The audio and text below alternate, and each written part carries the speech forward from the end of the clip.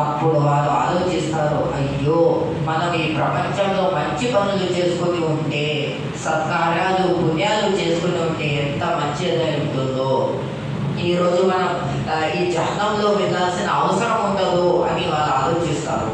అయితే అల్లాహ్ సుబ్హానహు వ తఆలా వారి యొక్క ఆలోచనల్ని ఏమాత్రం పట్టించుకోకుండా వారిని నరకంలో వేస్తారు. అయితే నరకవాసులైన దైవదూతలు వారిని ఈ విధంగా అడుగుతారు, హల్ యఅతీకుం నజీర్, మీ దగ్గర హెచ్చరించేవారు రాలేదా? అల్లాహ్ యొక్క ప్రవక్తలు రాలేదా? అల్లాహ్ యొక్క దాసులు రాలేదా? మంచి చేయండి, చెడు నుంచి దూరంగా ఉండండి అని చెప్పేవాళ్ళు రాలేదా? నమాజ్ చదవండి, నమాజ్ వదలకండి అని చెప్పేవారు రాలేదా అని అడుగుతారు.